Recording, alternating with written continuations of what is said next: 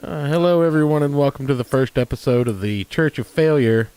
And maybe I boomered the link. I'm joined this week with my trusty co-host Ayrton McCartney and RuneKnight here.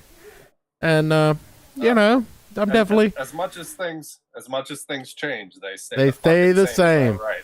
They stay the same. Boomered the link. Here is the correct one. Fantastic. I'm a professional, ladies and gentlemen. I love it. But hopefully my audio is at least somewhat more professional than it used to be, because anybody wants to check that on the stream, be my guest. But I have this new mic suggested to me by my trusty co-host Ayrton McCartney. And as I said, church is now in service. We're gonna do something a little bit differently, ladies and gentlemen. We're gonna talk about things, comic books, video games, and just things. We're doing it differently. It's gonna be huge. It's gonna be terrific. It's gonna be the best show. The show's gonna expand very bigly. It's gonna be the best show. It's gonna be huge. Oh man. Anyway. You were saying. We're going to talk about things. We're going to talk about comic books. We're going to talk about video games. We're going to talk about some things we found in the news. Pretty much, some stuff on Twitter. Anything that we looked at and we went, I want to talk about that. What's up, Dillard? Dillard's in the chat? There he is. Yes, unfortunately. How do I sound, Dillard? Do I sound better than I usually do, buddy? You're our first metric that I can actually trust, because these motherfuckers will lie to me. You think I can lie to you about that? Well, I mean, I think you lied to me about the other thing. I'm just fucking with you. I don't know. Yeah. Anyway, so I'm playing the stream on my end for a second. You sound way better than usual. Oh, fantastic! So let me take the stream start soon off. Be sure to donate to Ayrton's lunch fund. Streamlabs.com/Church of Failure. I might make him start splitting that with RuneKnight, so they might both make 50 cents every couple of weeks. But we do have some very serious topics to cover this week. I don't really know where we start, but I know, guys. I think we start with the. It buzzes when I talk. Don't listen to Dillard. He's lying. I mean, I can't hear it that well on my end, just because the way the audio pumps through my obnoxiously complex setup. But hopefully my audio is at least somewhat more professional than it used to be, because I mean, anybody wants to check that on my phone and double check that. Okay. Well, you might get a little bit of a double take there, but anyway. That's okay. I just listened to it on my end. It doesn't sound that bad. That could just be my voice. Dillard may have never heard my actual voice for the entire time I've been doing this. But anyway, we've got some topics. I think the first one we're going to cover when RuneKnight comes back is obviously I am not Starfire. So that's what we've got going for us. Yeah, it's not a buzzing. There's just like a background, sort of like ambience, but that probably has to do with the cord that microphone comes with isn't the best XLR cord, so it's probably just that. Okay. I'm back, you're fine though. It doesn't sound bad. Okay. And sir, I've arranged your 5 o'clock tug and regret. My 5 o'clock what now? I didn't sign up for this shit. I might have to fire somebody early today. I'm not even sure I heard you right, but just what I think I heard was fantastic. What did you actually say? I said 5 o'clock tug and regret. Oh, okay. Woo! All right. We love you wrong time. Wrong time. We love you wrong time. And, yes. Oh, right. Dillard says he would not bang our audio. Yeah, you would. It's like, come on. well, I mean, Listen. you are using the muffler, so it is a bigger, blacker microphone. It is. It's intimidating. It's intimidating to look at. It's intimidating to have right in your face too. But what are you gonna do? Yeah. So I think we're gonna start off with the obviously I'm not Starfire video. It's a minute and 32 seconds. We'll play that and then we'll discuss it. Do you need the link, Ayrton? I might. All right, I'm gonna put it in the live show chats for you. Okay. All right, I'm ready. I got my coffee. I got my Arizona sweet tea. Oh, you didn't miss. You missed the part where we boomered the whole show and had to restart it. Well, I mean, greetings, fellow children. No, this show is not for children. I disavow. So we're gonna start with the first topic that we're gonna start with the first topic that we have for this week. Obviously, I am not Starfire by just some guy over on YouTube. I'll make sure the link's in the description below by the end of the video. But Oh man. Here we go. I'm gonna go ahead and hit play in 3, 2, 1, go.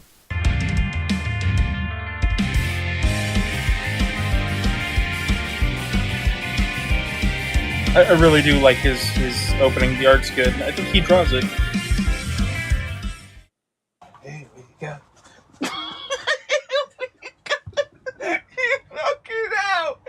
Knock it out. Oh, look at this website about.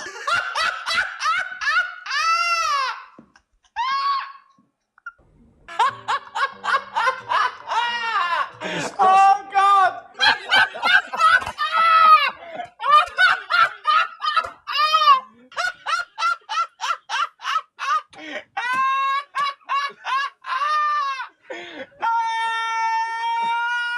Shh! No!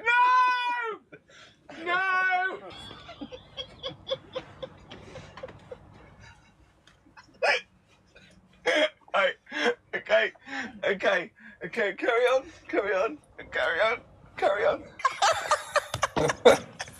You should be comfortable with it.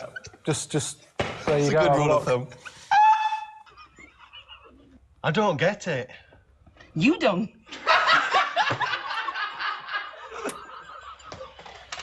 I'm not coming into that.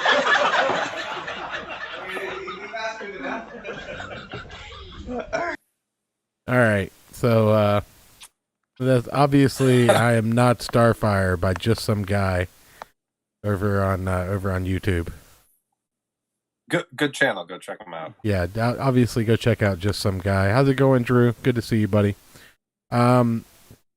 So basically, for those who are not informed, this is a young adult release by DC Comics, and essentially, it's awful.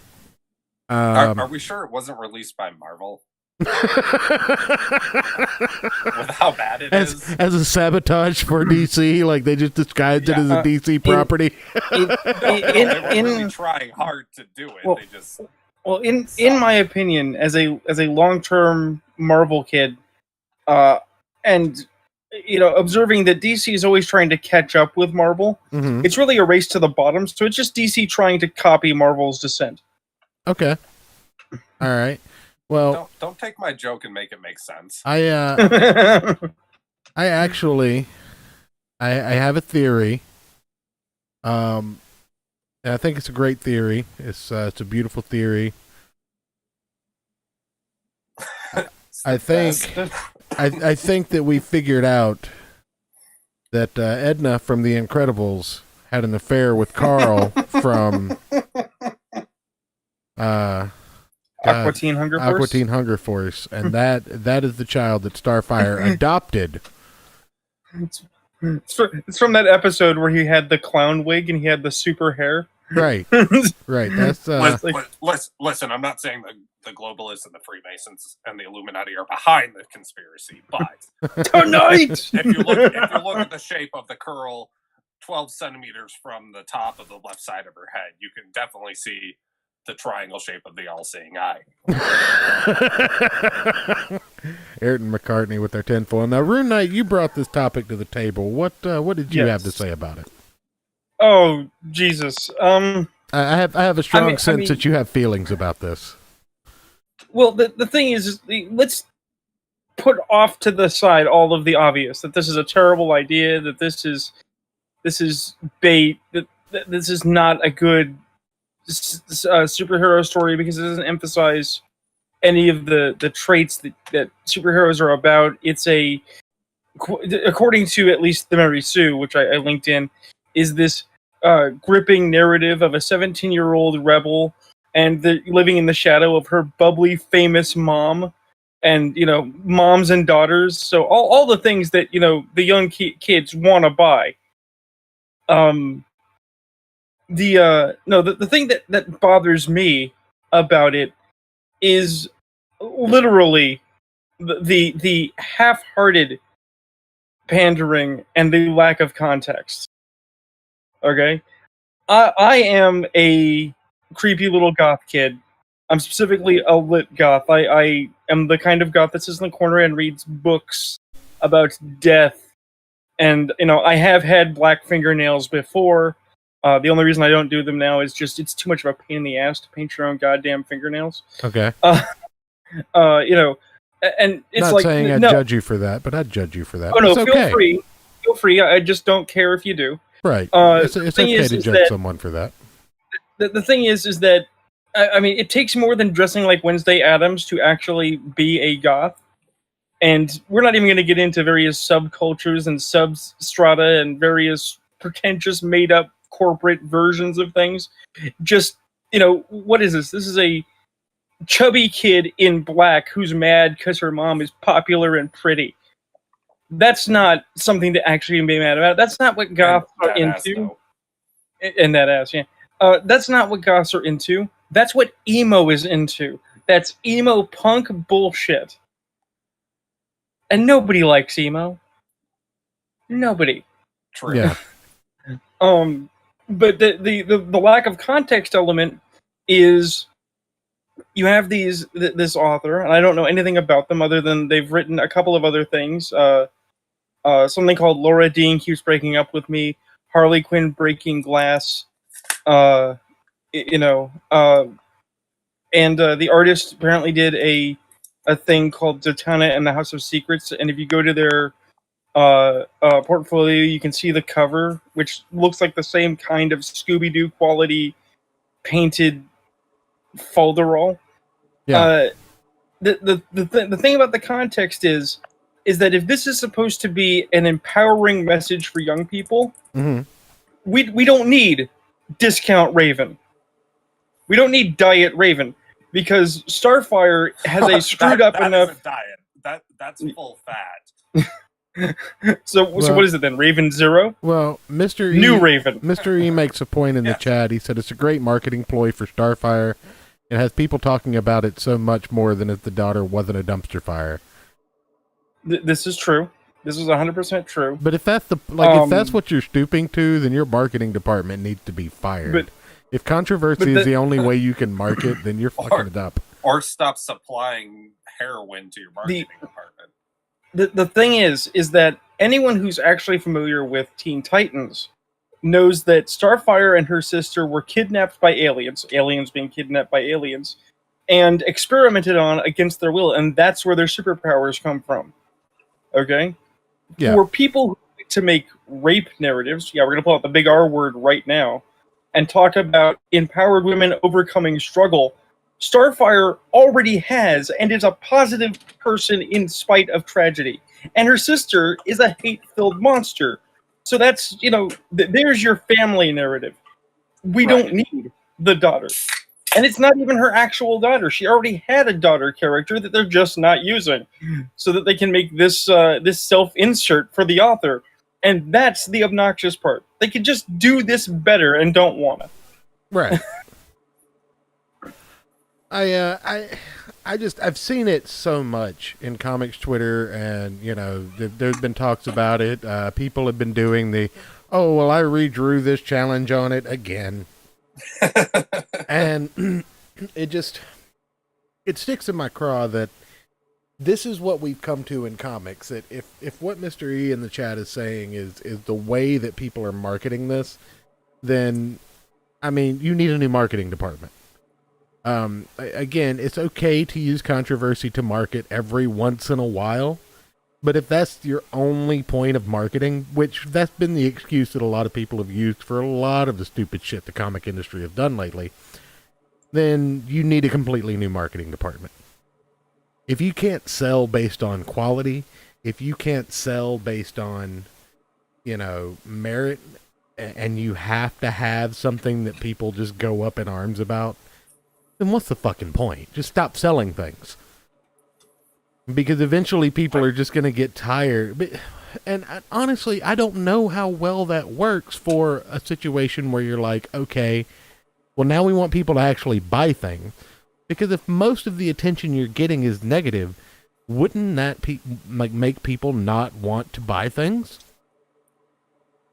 Well, I mean, as they say, all publicity is good publicity. Sure. I mean, for publicity's sake, sure, but publicity does not equal sales.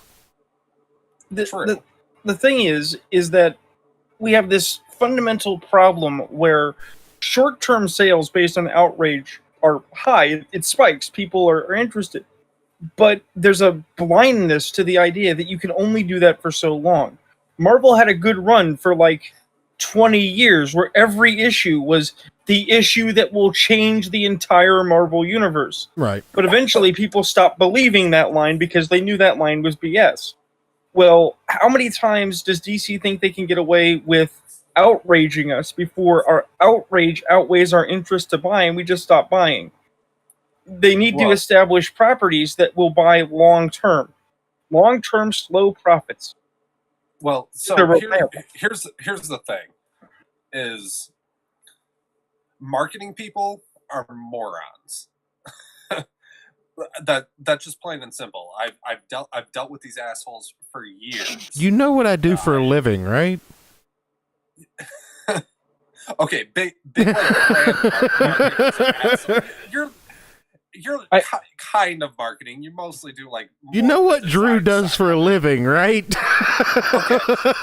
Well, anyway, I mean, Drew does point out that it's that AT&T's advertising is kind of shit. So maybe it's an AT&T problem. Hey, I got your back, Drew. Like, come on. I of all people have your back, Drew. No, but so. The problem is marketing people aren't salesmen. And I've run into this for the past 7 years of being in sales. Right. Is what the marketing people think that people want and see. Yes, it gets the attention. It makes things pop. Like, it makes people look at it. They get clicks and stuff, but it doesn't actually sell the product. I've never once come across, whether it was in tobacco or motorcycles, I've never once had somebody say like, man, I saw this campaign online and I really want to try so-and-so product. No, it's the work of me standing there talking to the person, figuring out what they want, what they're looking for, what they enjoy about either type of product that I've sold, and talking to them about it. I agree and on a human level, not creating a bunch of buzz about it. Well, I agree and disagree with you on certain levels, because even after all the studies in the 60s and 70s and all the controversy with fucking cigarettes and alcohol, if you ever saw the cigarettes and alcohol advertisements in magazines before they just were like, fuck all this, you can't do it anymore. Like Camel Joe and shit. Well, not only that, but I mean, anytime you saw someone smoking a cigarette, they were involved in a fucking, a club scene, or they were having a party or something like that. Awareness is 80% of the battle, but how do you turn negative press into good press once that's all you've acquired? But that's what it comes down to. That's not always true, though. But anyway, alcohol and cigarettes had great marketing because, alcohol and cigarettes always portrayed their product as fun.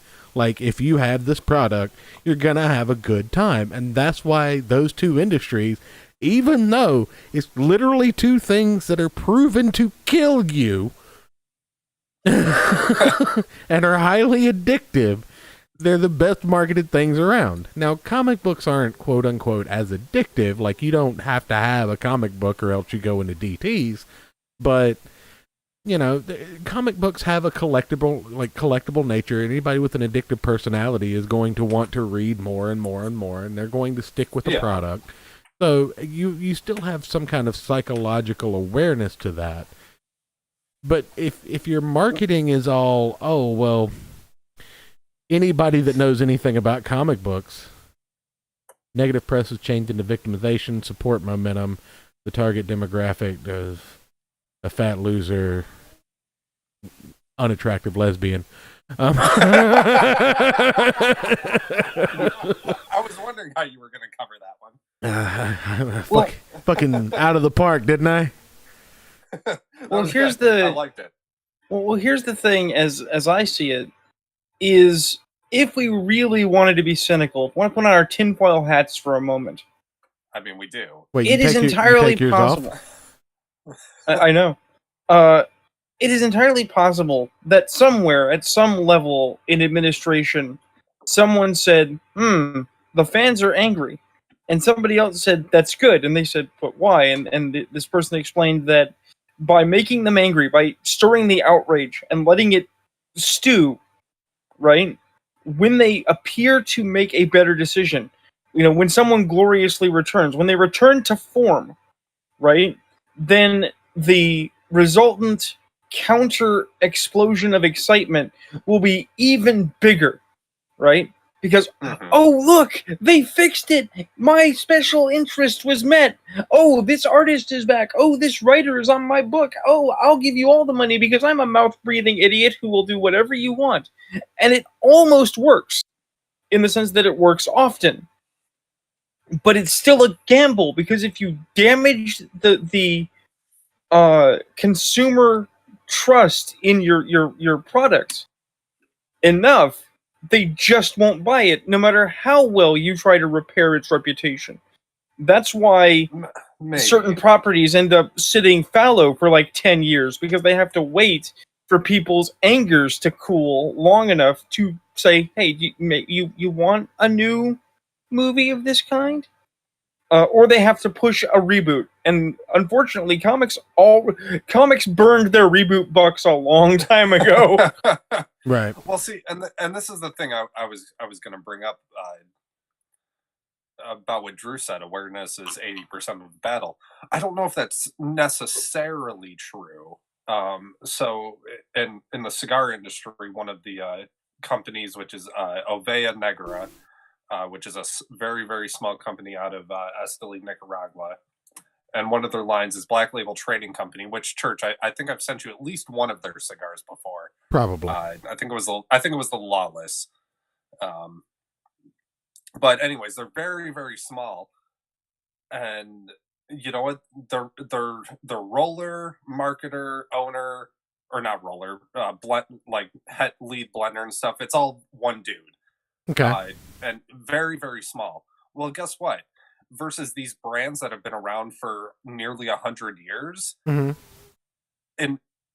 any store that I'm at for any length of time that carries that product gets shot up into the top like 3 to 5 in sales.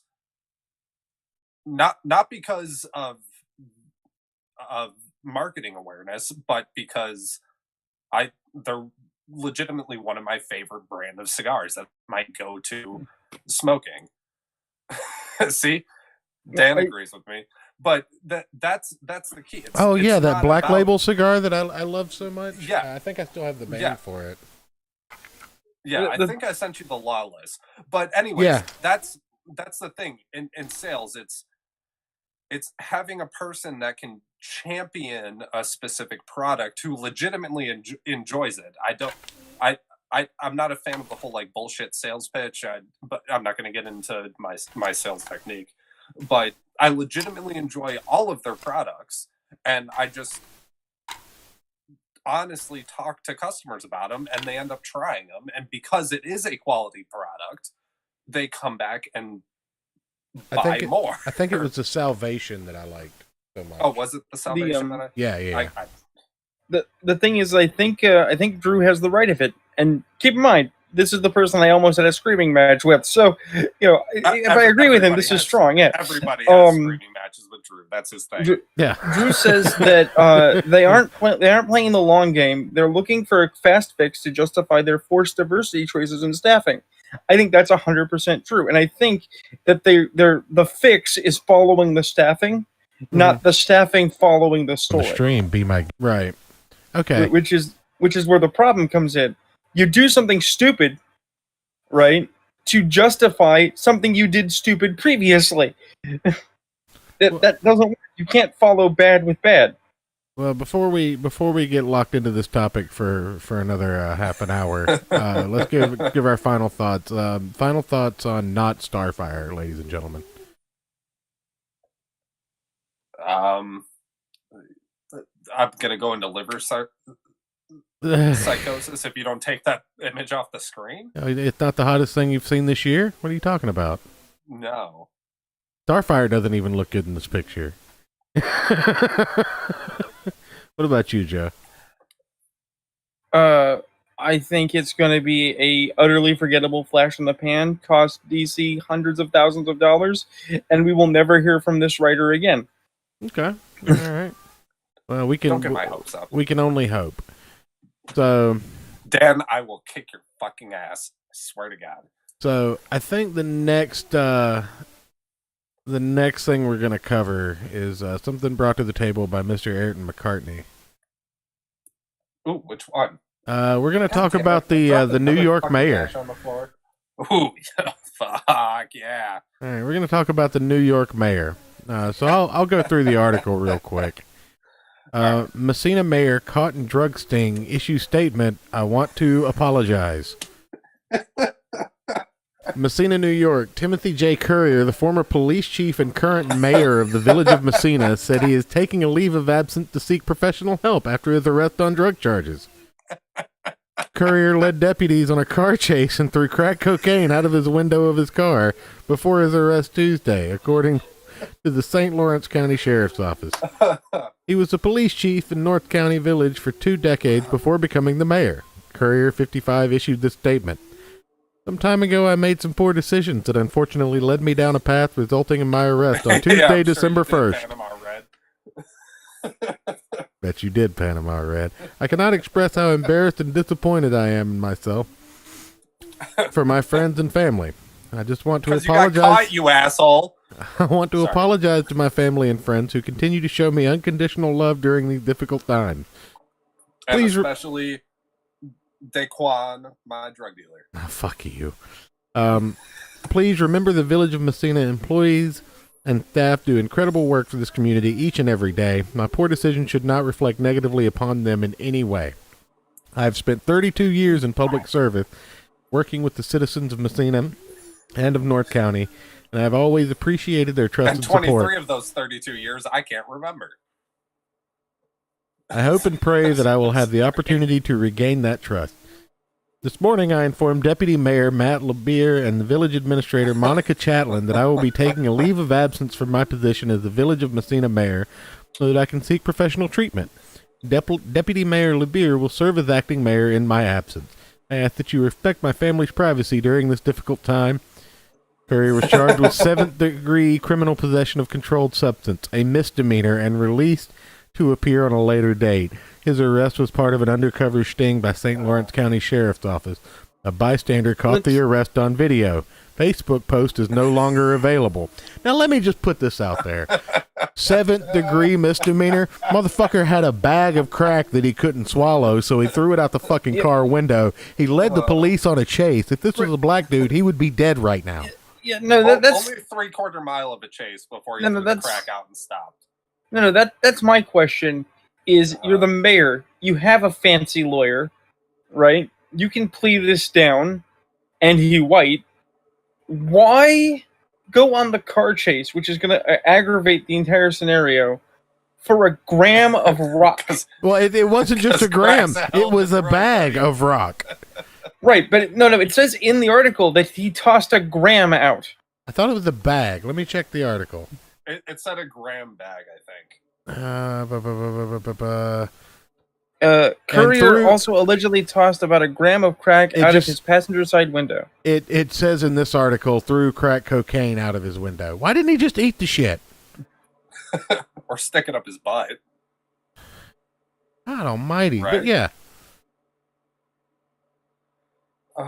You know, I'd love it, you know, because of my disdain for politicians, and especially career politicians who 32 fucking years sucking off the government teat for their paycheck. I love when they fuck up royally like this and should we get to them. Should we get drug tests for all fucking you know, public servants? Is that what this article tells us?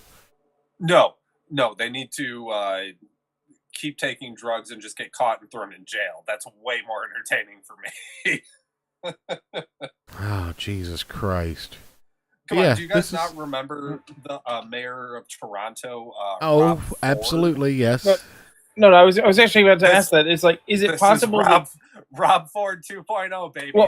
Syracuse. I was gonna say, is it possible that this guy, in fact, is pulling a Rob Ford for the sympathy bucks? Because that guy got huge amounts of sympathy after he went into recovery and came out.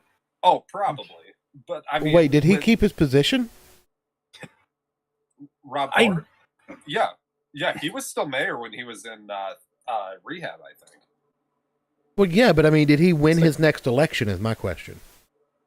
Oh, fuck. I don't know. I'm gonna have to look that up. Hold on. But anyway, while you're looking that up, talk about why you brought this article to the table. Because it's hilarious.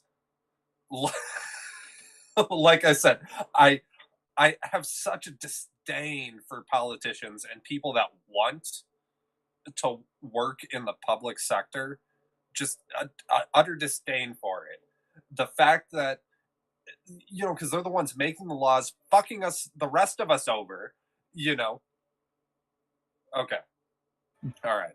You know, they fuck us over. They're the ones, these assholes are the guys that write the laws and enforce the laws that imprison people for non-violent crimes that are hurting nobody else and all this other bullshit. And to see one of these assholes get taken down for the shit that they would lock one of us normal plebs up for 30 fucking years, to watch one of these assholes get taken down for something like that, just it makes me feel so good. I was rubbing one out while I was reading this article. Oh, it was glorious while laughing my ass off. Yeah, figure that one out. I'll let you guys picture that and figure out.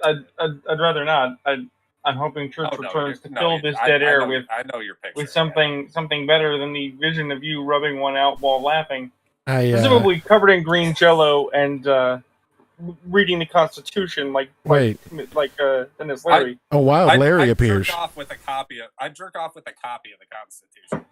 I disavow that. Wild Larry has appeared. Please save us.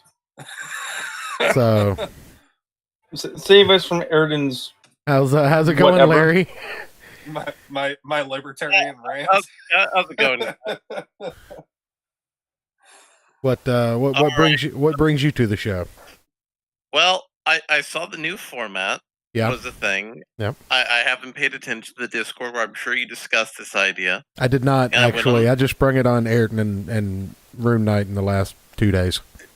Yeah. And I showed up on the channel and I saw it on the YouTube. I'm like going, wow, this is a really good graphic design that you've put together here. This is by Taper. Very good. This is by Taperisms over on Twitter. Very professional looking, and then you started talking about politics, and I had a different life in politics, which is why I still comment on it on the Twitters and the Facebooks and the other internet things. And then you talked about Rob Ford, and Rob Ford is a very complex cookie that most people don't understand. Well, please fill us in. Oh, Rob Ford was just that guy who was mayor of the largest city in Canada who did crack with gang members. Was that his community outreach? So what you're saying is he went off and did crack with Bill Clinton in Harlem. No. He did crack with, I believe there were Somali gang members in Oh, Toronto. Jesus. Wait a minute. So there he is. He gets his drugs. He sits down to take them. And his dealer goes, "Hey, look at me. I'm the mayor now." Yes, exactly. So here is how Rob Ford gained his political power, and his brother is the leader of the party in Ontario. So his brother has retained political power for this. So in the city of Toronto, it's a city, right? And cities tend to be governed by certain sorts of politics, and people from outside the city come in to work in the city because, you can't afford to live in the city if you're on a decent regular wage, right? Right. So what Rob Ford did was he got all the suburbs the ability to vote in elections in Toronto, Mm-hmm. and in turn become the majority of the Toronto voters. And he said, screw those people in the city. They're not getting any of our tax money or any of our parking fee money. And that was how he became mayor, and he and his brother have dominated Ontario politics. Okay. All right. And that's why it didn't matter how much crack he smoked. He was helping people in their property taxes and on parking. Well, this was an article brought to my attention by Ayrton. I have another article that I think I should go ahead and do the downer article so that we can just come up from there. How does that sound?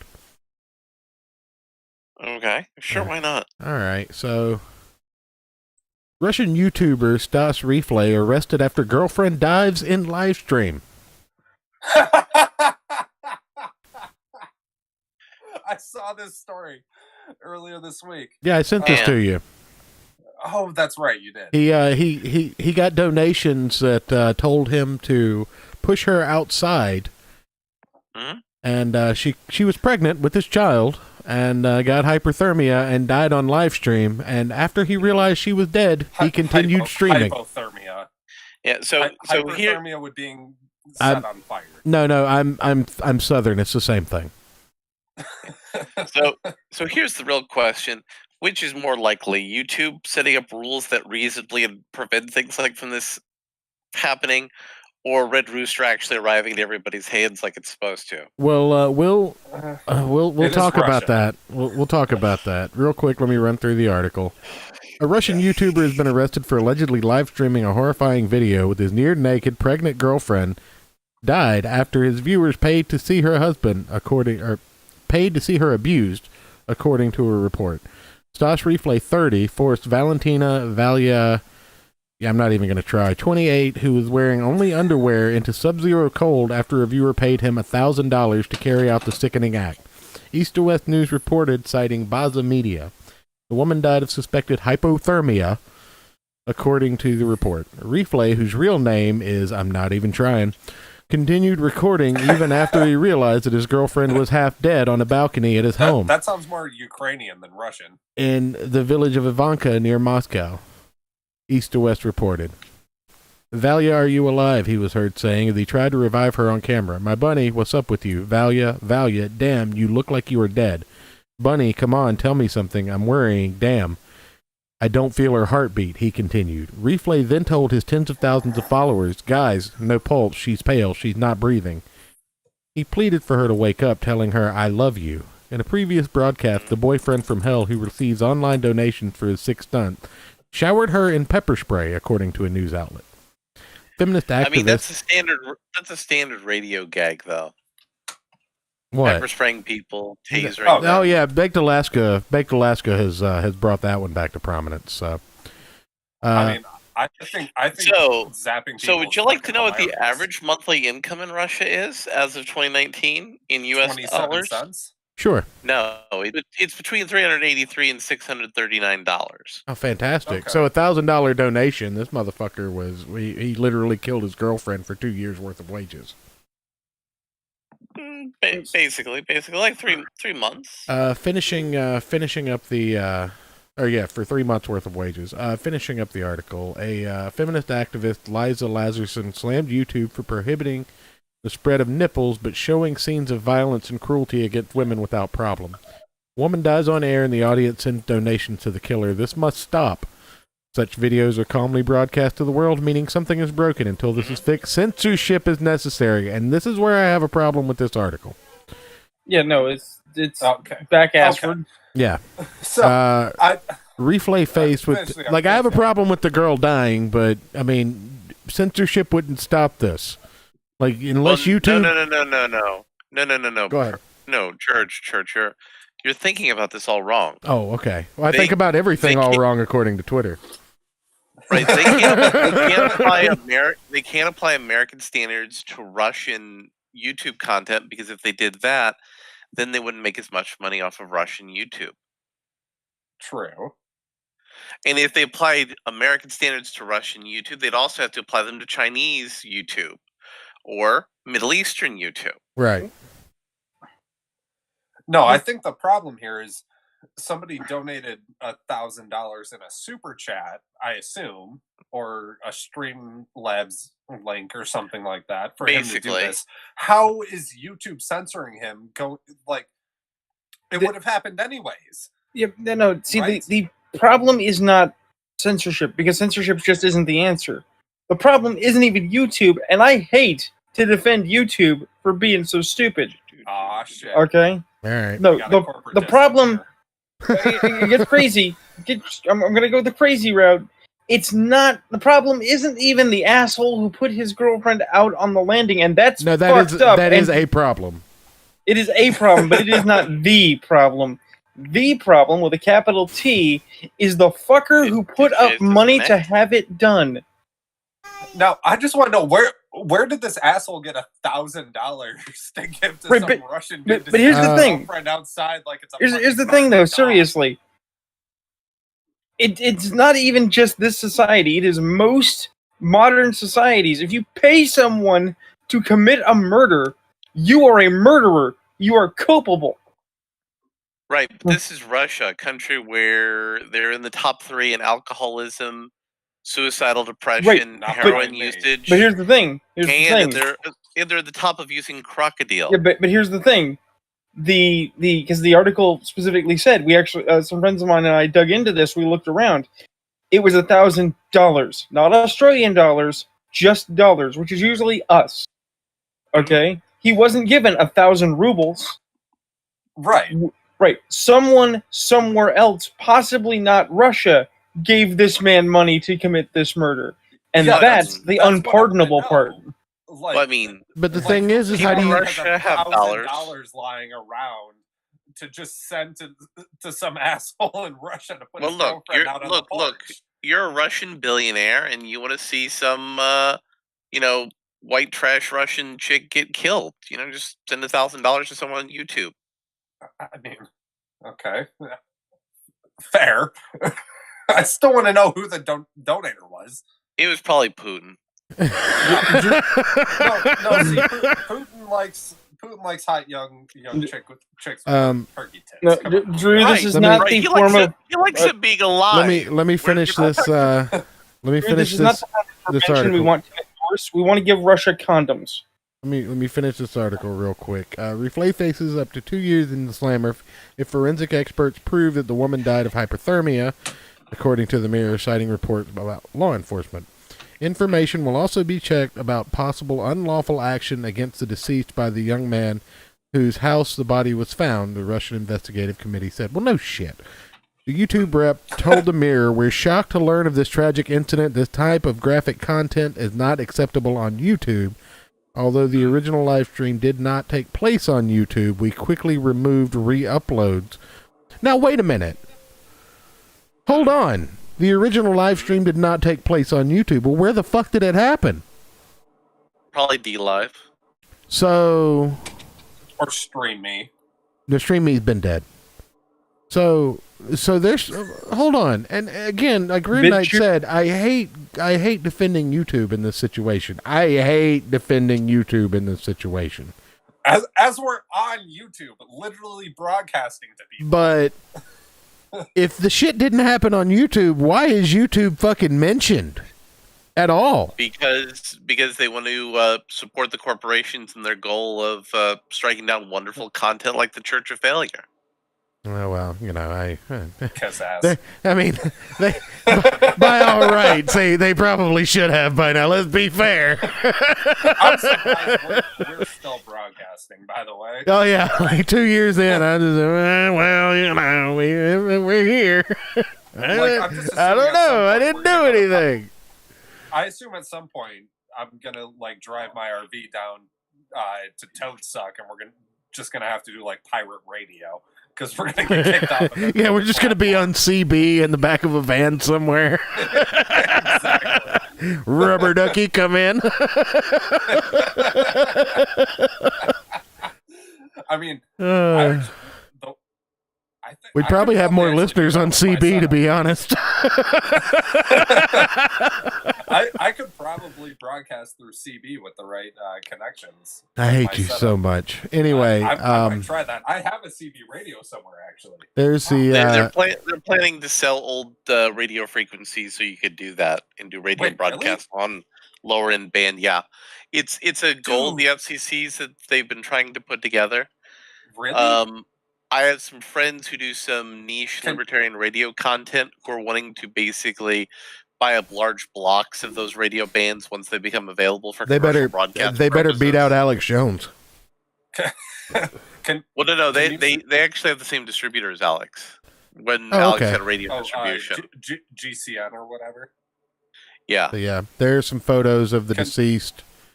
Pretty girl. It's a damn shame. Larry, can you send me some links when you get a minute about that? I'm very curious about that. I'll have to dig for those, but I'll ask Jim because Jim's into that sort of radio stuff, and also a lot of the people in the ham radio community have been my friends there told me about that because they're also talking about opening up a whole bunch of ham radio bands to more broadcast. Hey, Ayrton, real quick. Yeah. Just. What? You're fired. What did I do? I was gonna look into buying us a broadcasting frequency. Daniel requested it in the chat. You asshole. Look, Daniel. Daniel, that's not fair, Daniel. You need at least $1,000 for church to murder Ayrton on the show. Yeah, streamlabs.com/Church of Failure. All of that money goes to the deceased. True. Any money you donate to the Streamlabs down below does go to me. So, fatal flaw in your plan, motherfucker. That's right. Donate to Streamlabs, Church of Failure, $1,000, and I'll kill Ayrton before he can spend it. I'm kidding. That was a joke. No. What you want to say is in Minecraft. Oh, okay. Right. In Minecraft. Correct. That was a joke. Anybody listening? We live like 18 hours away. Yeah. It's fine. I'll be fine. Yeah. And, I love the guy. I wouldn't kill him even if I could. But anyway, that L word, that makes me uncomfortable. I'm not a woman. I can say it. Hashtag me too. So now we're going to move back to something that RuneKnight's a little more familiar with. And something he was pretty happy about finding out earlier. Who here knows who Angry Joe is?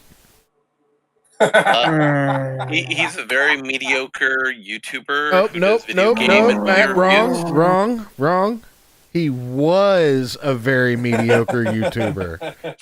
YouTube deleted his channel today for, drumroll please, impersonating Angry Joe. I need to. I was going to give you an actual drum roll. Oh, I need to.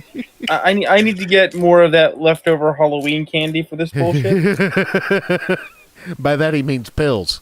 No, I mean actual Halloween candy. I'm a poor bitch. I can't afford drugs. I mean that is impressive. That is actually impressive. So what the hell? YouTube just deleted my own new YouTube channel for impersonating myself.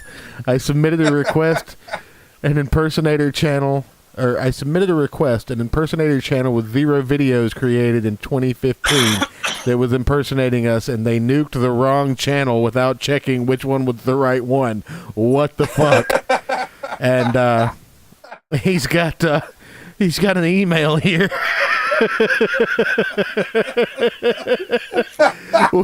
I mean, that's a classic, and nothing of value is lost. Susan, real quick. This is serious. I'm being totally serious. I don't want any jokes. Okay. Susan, lay off the Franzia. Or up the ante and drink more. Go hang out with Rob Ford and the fucking upstate New York mayor, maybe. The Messina mayor, yeah. Yeah. Start smoking some crack. Is that what we're telling her? Yes. Oh wow. But yeah. The replies, I mean, there's nothing great in the replies. This meme here is pretty good. You're technically banned from accessing your main channel too. Way to go, YouTube. I mean, YouTube by the finally way, did something right. The beautiful thing here is both the fake channels are still active. So are we gonna start an Angry Joe channel? I mean, you know, that's the safest way to be on YouTube. Apparently, they won't ban you if you do that. I mean, I didn't know I was making a YouTube channel, but I'll make a YouTube channel. Just name it Angry Joe and you're good. Hey, and you wouldn't be impersonating anything because that is your name. Exactly. Super Angry Joe, and we just take a picture of Angry Joe and put Super Saiyan hair on him. I would prefer to call my channel Irritated Joe Substitute. Mildly Perturbed Joe. Well, I mean, why not just go with Belligerent Joe? Why not just go with IBS Joe? There you go. Oh, all right. So next up in the that was a pretty short one, but I thought we needed a palate cleanser. Joe's channel got banned because Joe submitted an impersonator strike and got his own channel banned. That's why you don't ban channels, Joe. You take the parody, Joe. Is that what happened? Yeah. Is that what happened, or did Monday Matt get involved? I mean, there's a lot of people that could have gotten involved. Maybe he dropped a boulder on like one of the servers that was gonna delete the actual channels, but then the signal got rerouted and deleted Joe's new channel. Because that's totally so did you guys? Did you guys see the Oopsie Doopsie Cartoon Network had on Twitter? I did. Oh, the fucking Gems thing. Yeah, the PSA about being anti-racist. Oh, go ahead and link that. Again, it's boy. Go ahead and link that. I believe. I don't want to. It's actually on the Cartoon Network Twitter feed as the pinned post right now. My children are swarming around me. Please don't. All right. Oh, okay. The pinned tweet. Yeah, the pinned tweet. Okay. All right. They actually decide to lead with this thing. So they talk about Black History, but not in February. Hold on. In December. Hold on. Let me get it up on screen for the people. Okay. Black inventors, heroes, and leaders are oft left out of history. Ask yourself, as you're learning, who is the focused? Why? Question the story. And then they do a rainbow of fist. The Crystal Gems say, be anti-racist. Yeah, I really want my cartoons that my kids are watching to be social justice. That's exactly what I want with my life. Oh, some of the top replies are from some of my mutuals. Hothulu the Forbidden Spork says, as a Native American and bisexual neurodivergent woman, I am telling you to stop. If the system is so racist, then why are there POC CEOs, POC politicians, POC millionaires, investors, professors? Well, there are more POCs in college now than white men. You are causing racism with this. Well, no, Church, I don't think that's fair. Let's talk about some systemic racism. How many black showrunners have there been in Cartoon Network history? That's not my problem. That's Cartoon Network's. Well, no. There have been 3. Oh, okay. How many of them came from outside of Cartoon Network? I have no idea about Cartoon Network. 2. I'm a 30-some-odd-year-old man. Hold on. No. Two of them came from outside of Cartoon Network. Okay. And the one that was a black male, he got fired after a season. Okay. When a white woman, particularly a white gay or transgender or lesbian woman, has trouble with her show, Cartoon Network helps them, moves it around the schedule to time slots where it would, do better. But this black man show, they moved it to a time slot where it would do worse. I mean, that's weird, isn't it? Well, hold on. But before you get into that, so one of the things that they bring up in that stupid fucking clip is Thomas Edison and whatever the fuck the other guy's name is that I don't remember. Who invented the carbon filament, not the light bulb. Right. So... Because the light bulb had actually been part of a progressive series of inventions going all the way back to 1810, of which Thomas Edison made the most reliable one. Let me make my point. Okay. Don't squeeze in there. Okay. So whatever the fuck his name and that invented the carbon filament, as you said, didn't invent that till several years after Thomas Edison invented the first light bulb, and Thomas Edison hired the motherfucker to work for his company. All right. Yes. This asshole didn't invent the light bulb. He invented the fucking filament. You fucks. But wait. It gets even better. So, George Washington Carver, he didn't actually invent peanut butter either. I thought he invented peanuts. Nope, he didn't invent peanuts. He did, however, invent more advanced crop rotation, which led to, many people getting food. But right. That's like swapping grazing animals and your harvested crops between different plotted acres of fields, so you don't deplete the nutrients in your soil and kill your crops and make shitty fucking corn. Exactly. So tobacco, you fucking Cubans.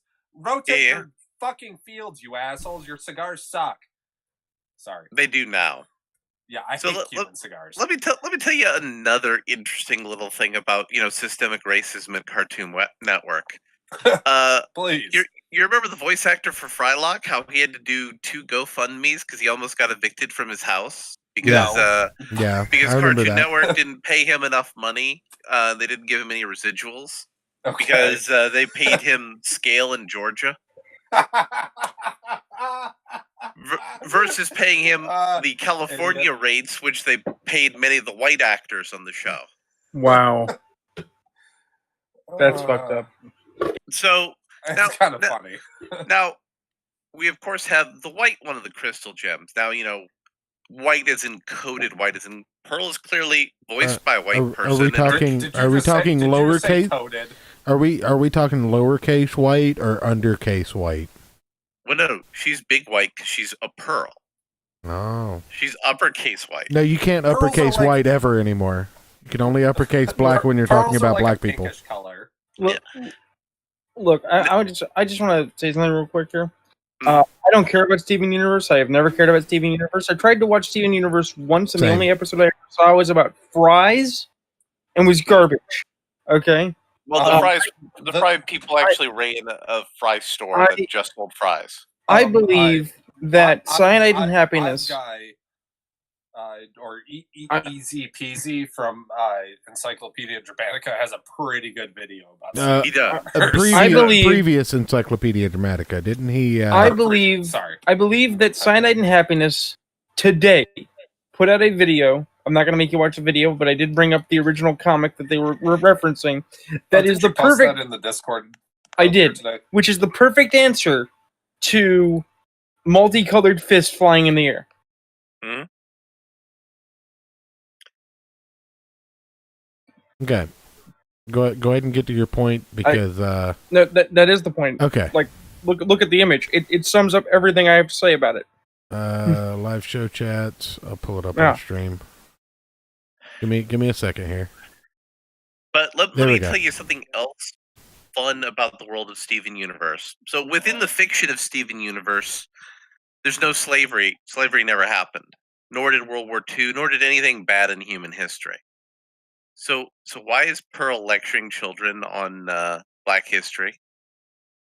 Why does that make any sense? I think that we've reached critical mass in a situation where we have more white people trying to quote unquote save people of color from the perceived racism of the world, but you can't say that. Also Final Pearl thoughts, raped by the way. the We gotta move on if we're gonna get through everything. But final thoughts. Pearl also raped the black character on the show. We're not gonna talk about that. We're gonna stop saying the R word. We're gonna call it struggle snuggles. That's what we're gonna do.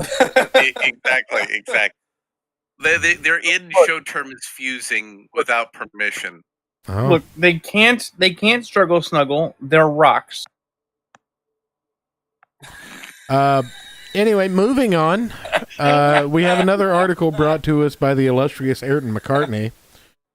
Apparently, this is another one involving Did the. you just say illustrious? Yes. Okay. I don't know how I feel about that. Good.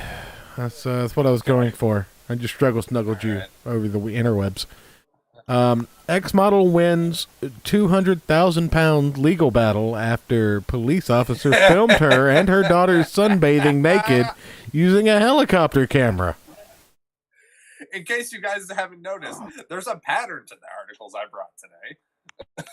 A former Glamour Girl model, Tracy Dixon, aged 54, has won a £200 legal battle with the police after a policeman filmed her and her kids sunbathing naked using a helicopter camera, according to reports.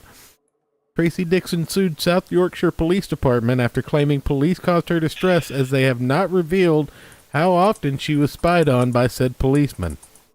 Pictured below. I mean, here's a real question. Did you have a I love license it. to nude sunbathe? Well, apparently she did because she won the shit. According to her, the policeman who committed the crime, Adrian Pogmore, of 53, would hover over her home at least 3 times a week and film her and her daughters, the youngest of whom was 8 at the time. Wait. So I don't know if it mentions in the article you're reading, but the cameras that they use on these helicopters can clearly zoom into a license plate 2 miles away. Yeah. Just to make sure we understand the context of the technological advancement of these police helicopters that these Bobby assholes are using. Look, when you're a horny asshole, you're not thinking clear.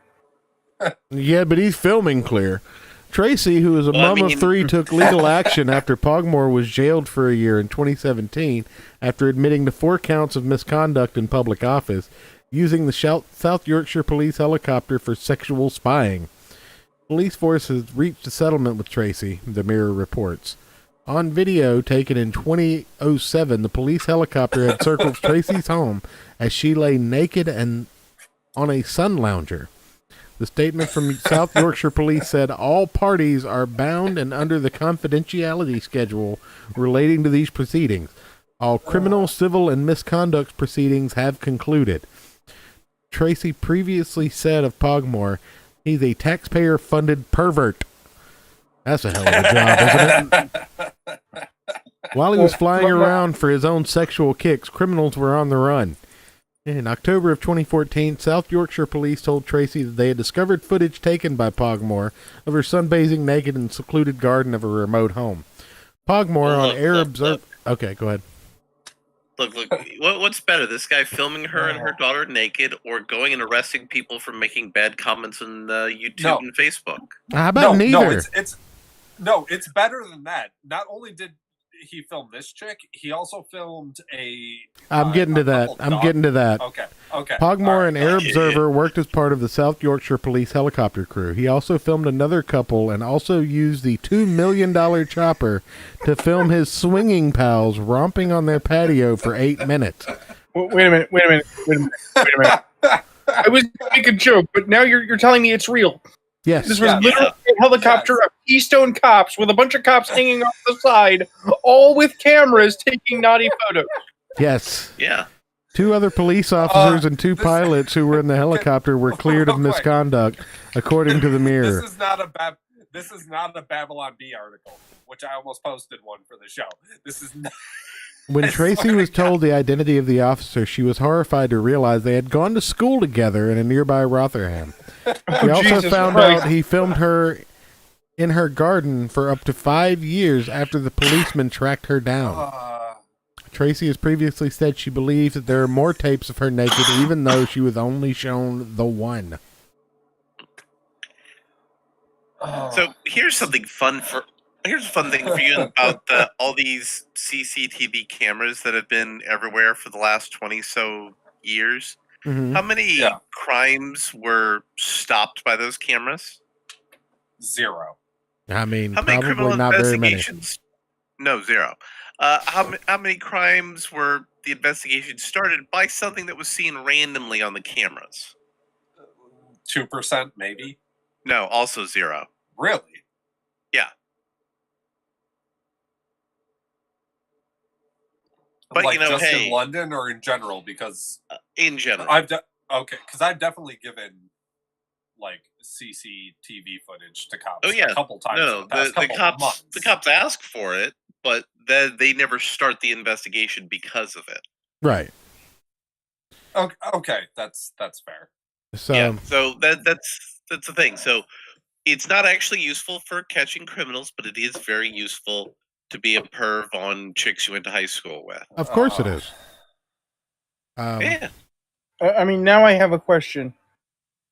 Is the several $1,000s for her pain and suffering, or just back pay for the photographs? It's for her to sign the NDA and stop suing the police department. Yeah, basically. Now here's the funny one that I ran across at the beginning of the week, and this actually happened back in April, and people are just now picking up on it. Adolf Hitler has won the local council election in Namibia. Pictured on your screen below, ladies and gentlemen. Adolf Hitler has won a local election in Namibia. Adolf Hitler has been elected has been elected local councillor in Namibia, although it's not quite what you might think. The new councillor, whose full name is Adolf Hitler Ununoa, won 85% of the vote last Wednesday in the Punduja constituency. He represents He represents the SWAPO party, which began as a libertarian movement and has campaigned against white minority rule. The 54-year-old told Germany's Bild newspaper his father had given him the name, likely without having an idea of what it represents. That's a lie. And there is really no reason for us to be sitting here discussing my name, he said, who grew up in a former German colony of the German Southwest Africa. Yeah. That's the number one reason that's a lie right there. That's number one. How will this contribute to the development of Namibia? On the road, the counselor said he is known as Adolf Ununoa, and his wife usually just refers to him as Adolf, choosing not to use the name Hitler. As the home of a former German colony, we are not surprised to hear such names in the area. Numerous streets and places near him also bear witness to the colonial past, such as Lutteritz, Marinetal, and Uhlenhorst. Now, also, when the Germans lost World War I, that colony went to South Africa. Right. and it was governed by the Boers, who loved Adolf Hitler because he was fighting the British, who they were still salty about the Boer War over. So again, his father knew exactly what he was doing by naming his son Adolf Hitler. I'm just curious. Is his political platform about this tall? I mean, No, The obvious he's answer- actually anti-Hitler because he's against a minority white rule. So the obvious answer is we need to give him we need to bequeath to him the resort yacht Booty McBoatface under its original name that actually won the competition. Well, look. We also got him a whole case of that Mountain Dew that shall not be named. Okay. Are you sure you want to leave during this article? Come on, Church. You know better than that. Give him a you guys couldn't hear me, but Give- yes, give I have to him step a, away uh, for a moment. give him a free round trip ticket to Argentina. Does anybody else want to put this guy in charge of the UN? He'll fix everything. COVID will be gone. China will be out of power. Taiwan will be number one. Are you Hong saying? Kong will be an independent nation? Excuse It'll me, be Ayrton. fantastic. Ayrton. I love this. Ayrton, are you saying that Hitler is the solution? I just might be. Look, I'm just Look, saying. we should solidly move on to the next article quickly. I'm just saying it's kind of shocking that Hitler came back into power at the same time that Red Roosters finally finished its production as a comic book. Hey, the extremists could get what they want. Trump can't run for multiple sequential, but he could run for multiple non-consecutive. So, like, after technically he could only run for 2 terms. Right, but that's the thing. But that's the thing. If he has one term, and then we let Biden run, then he can run again, and it can be Trump Hitler 2024. This is what I come back to. This is why you warned me, right? I was bringing up how that as Adolf Hitler has risen back to power, we finally see Red Rooster being finished as a comic book. I was gonna say you can never have a Trump Hitler ticket because he's not an American citizen, gentlemen. No, he can run for vice president, can he? No. No? No. Well, I mean, how do you know he wasn't born in the same place in Kenya that Obama was? Because he was born in Namibia.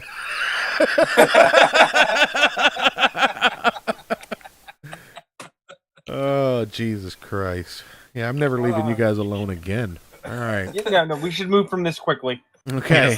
By the way, I just want to say, this is my new favorite world leader. Putin, I'm sorry, I love you. You're fantastic and wonderful, but this guy, he's base. He's base. Let's go back. Let's talk about how Mitch Breitweiser look has at it this finally way. finished his comic book 3 years later. Look at it this way.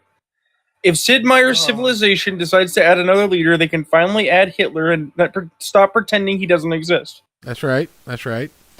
Because instead of doing a German leader, we can have Namibia in Civilization. Well, first off, we're gonna talk about 69 great ideas for customizing your genitals in Cyberpunk 2077. Wait.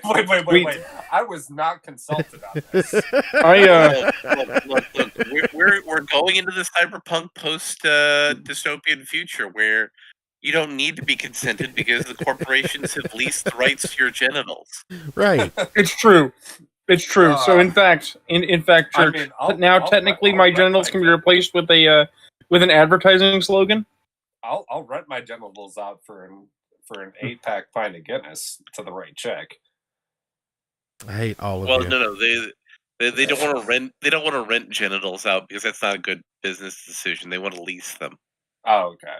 Well, no, it's Cyberpunk 2077. So clearly, you get a cybernetic prosthesis for the Extends company. You just replace the whole thing with a piston.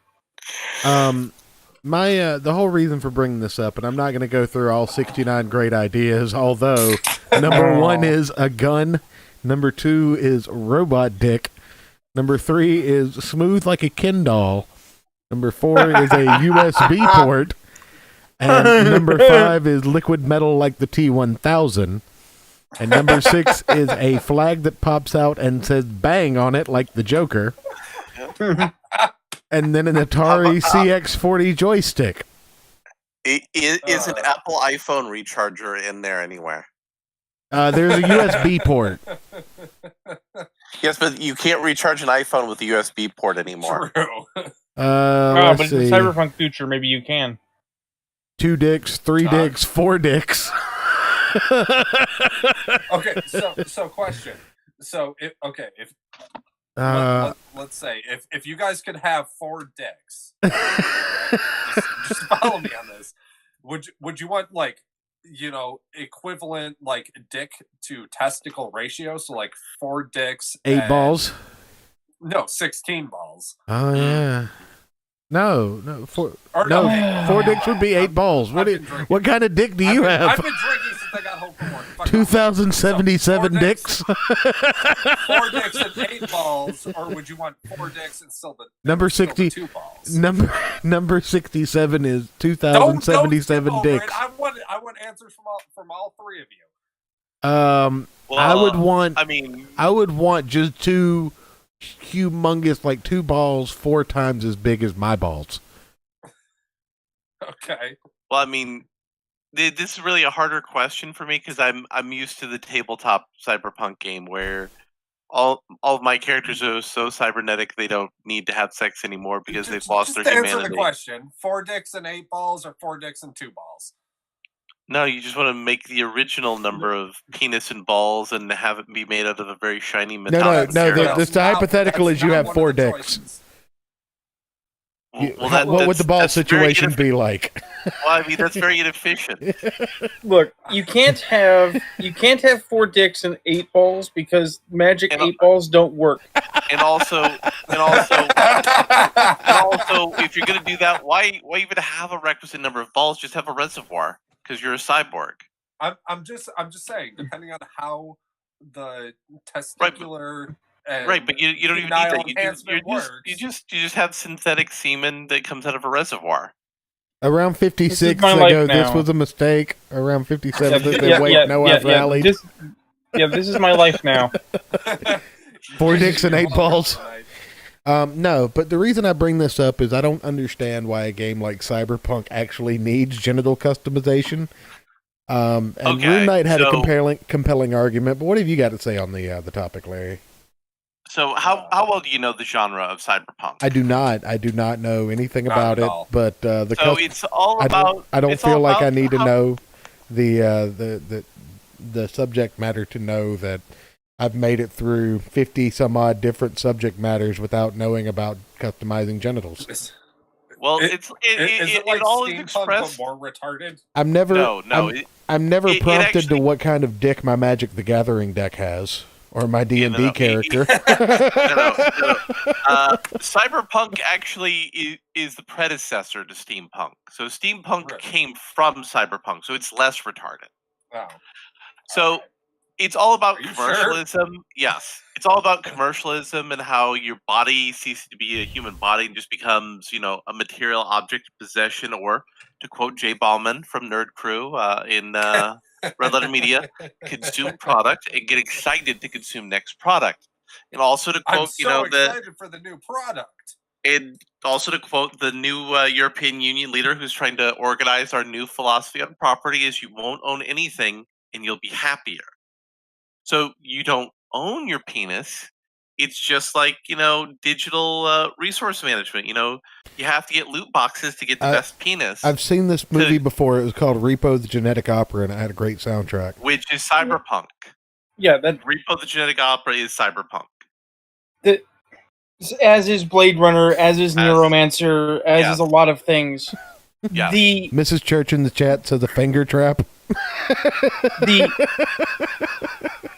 The thing is that, quite frankly, your genitals is the least important part of Cyberpunk 2077, and I don't just mean from a CD Projekt Red is working its labor to death kind of angle. Well, they're not. Watch the ads. actually look at the ads for how much cyberpunk there actually is. There is some cyber prosthesis in a very Deus Ex kind of way, but they more or less seem to be aiming on the idea that if you just drip enough neon on it and you have Keanu Reeves talk good about it, that makes it cyberpunk.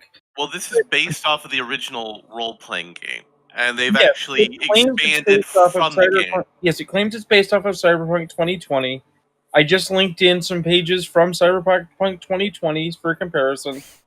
Okay, but Well, it's not only it not only is based off of it. The creator of the tabletop role-playing game is one of the developers of the video game. And what I said in conversation earlier is that it's not even for those people. This is for people who like The Witcher but don't like fantasy and want to play The Witcher in a sci-fi setting. I just don't understand why they need to know about a custom dick in a video game. That bothers me. Because they're trying to talk about commercialization and turning people into sex objects, literally, by turning their penis into something you could buy from a vending machine. RuneKnight and I were talking about this off air, and he made a good point. It's for the target demographic of 16 to 25-year-old men who are going to make huge titties and huge penises. But the thing is if that's your marketing, again, it goes back to the same thing with Not Starfire. If that's your marketing, if that's who you're pitching to and why you're pitching it that way, then I have serious doubt about the substance of your game. And I worry that you're predatory because you're pitching this to teenagers who you know are going to get it because grandma's going to buy video games that she doesn't know anything about for Christmas. It's not pitched to teenagers. And not just to teenagers, but to teenagers. It's pitched to adults. You have no belief that this is going to get into the hands of anyone underage. That's not what I said. I know that's not what you said, but that's what I said.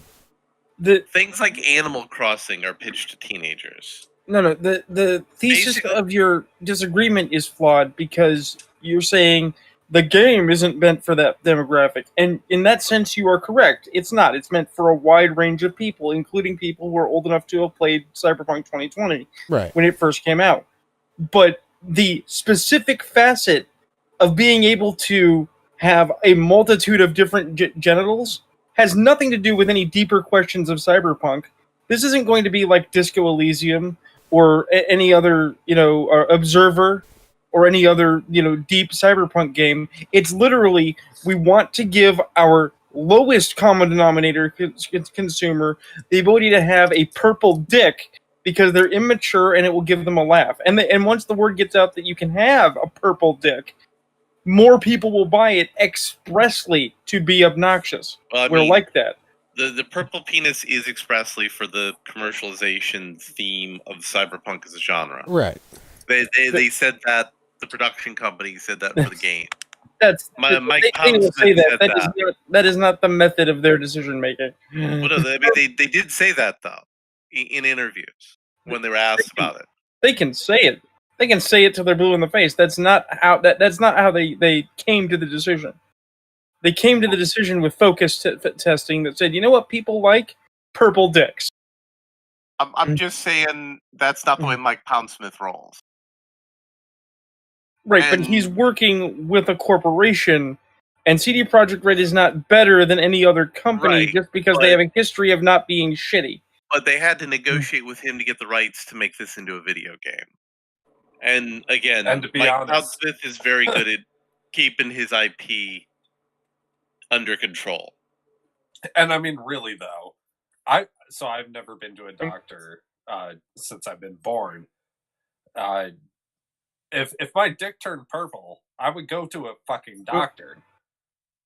I'm just saying, who wants a purple fucking cock? In matter of point, if I was going to defend this argument, and I'm really not, because I don't give a shit about cybernetic genitalia.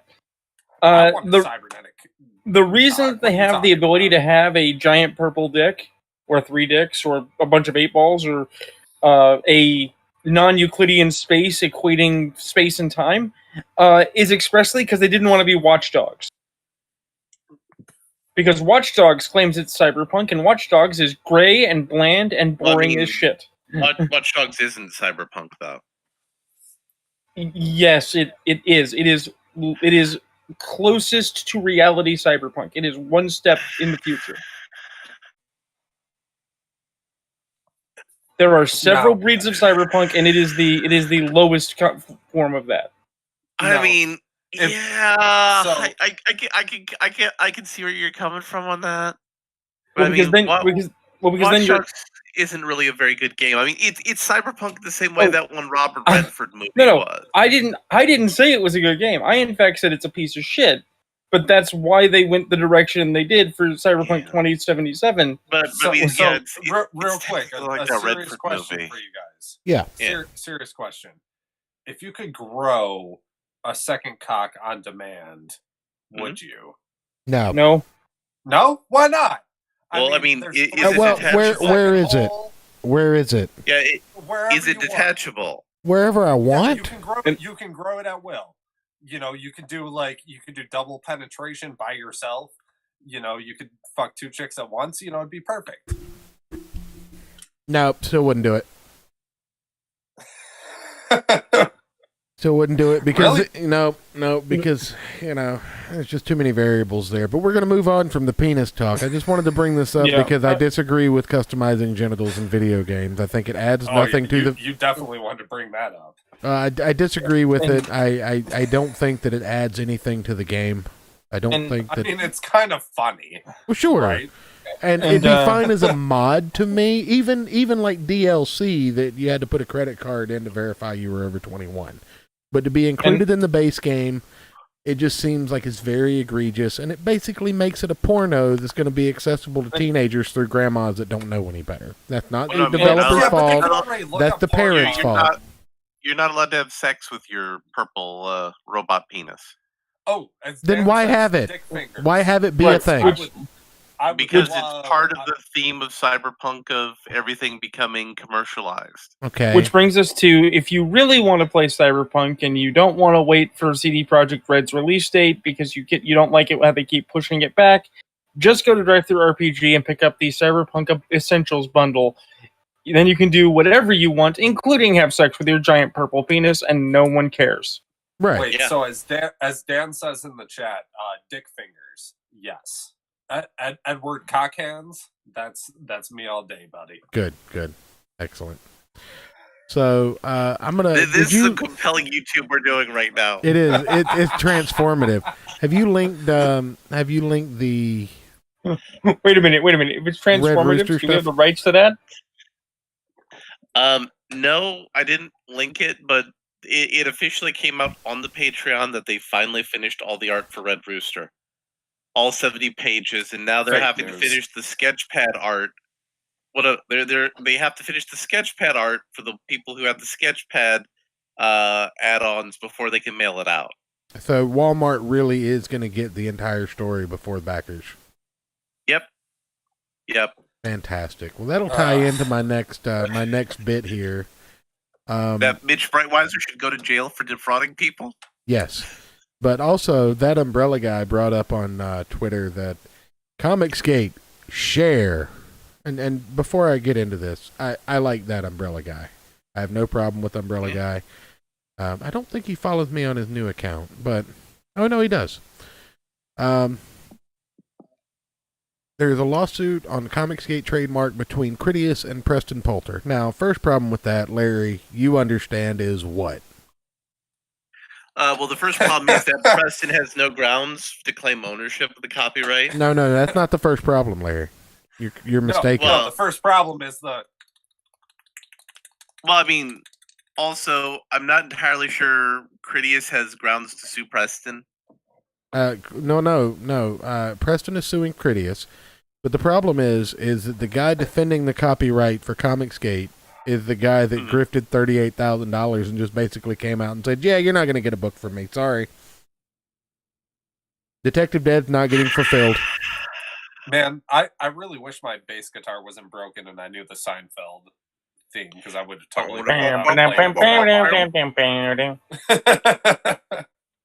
Critias will lose. Why? Because he's fighting someone with FU money for lawsuits. Either it's remedied now or he'll lead to more. Many more. Nope.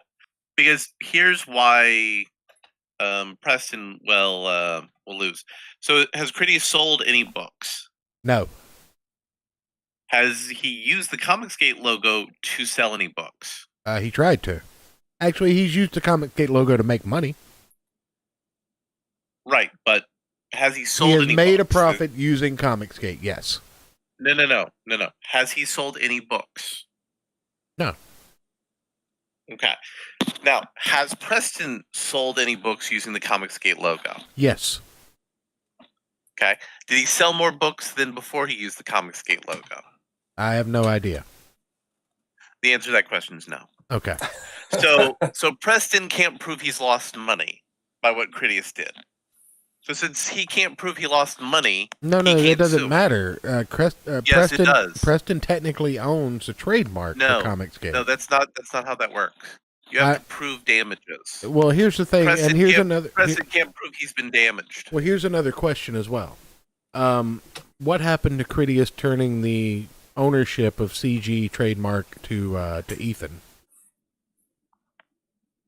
Well, I mean, you can't trademark CG. That's another problem.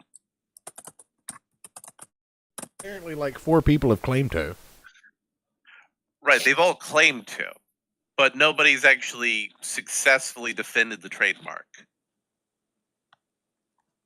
Have you noticed that everybody who claims they're going to go to court and successfully defend the trademark, none of them has the trademark successfully defended in court or in an administrative hearing because they know they'll lose and they don't want to spend money on a losing case.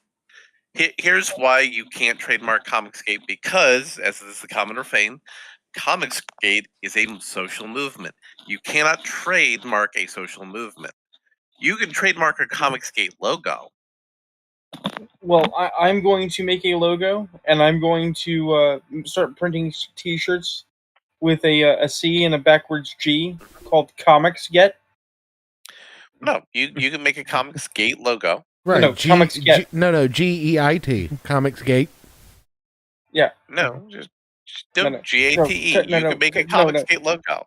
No, further. Comicsgate. He knows. GEZ. He knows. He's just being facetious.